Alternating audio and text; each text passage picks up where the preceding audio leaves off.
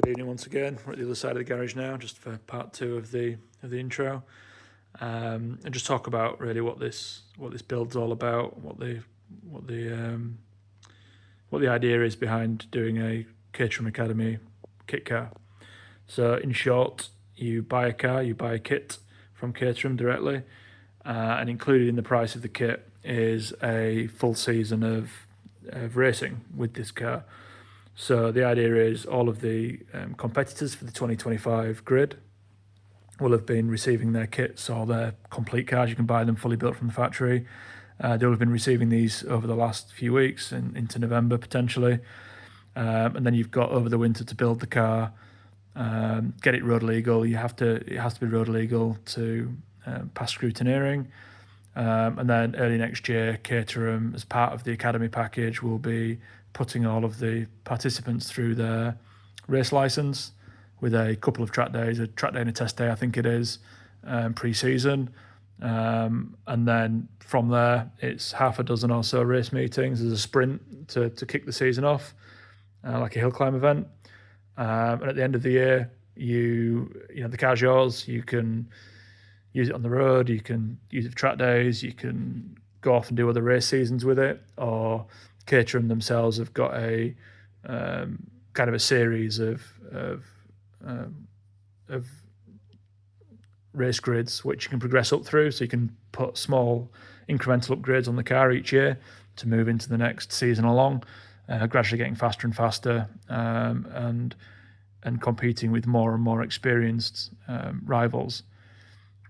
For the Academy grid itself, you can't have had a race license before. It's novices only, although of course it's fairly normal for people to be quite experienced track day drivers or have done some other type of performance driving. And I'm sure some people, the very first time they turn a competitive wheel on a racetrack may be the first Academy race, so there'll be a whole spectrum of capabilities and experience on there. So I'm looking forward to getting into it. I've been doing track days in my Lotus for a few years now, and then before this Lotus, many others. But I've never really tested myself to the level that actually racing will. So keen to see how that works out. But for now, this is all about enjoying the build process, getting this car up and running over the next couple of weeks, and taking you along for the journey. The car itself is powered by a 1.6 Ford Sigma engine, which is on this crate here. Quite low powered even by Caterham standards, and it also is matched up with fairly low grip tyres as well in the context of a track day car. So the idea is teaching people to drive a car that's moving around under them, doesn't have amazing grip, but also has the chassis dynamics that you'd expect from something like a Caterham to really teach you about weight transfer and getting the most out of a car. So dead excited to getting into that. The time I've spent track day in Lotuses, they've always been on very sticky tyres, probably over-gripped for the power that they have. So it'll be interesting to try this by contrast, something that's going to move around a lot more underneath me and certainly have a lot less body control and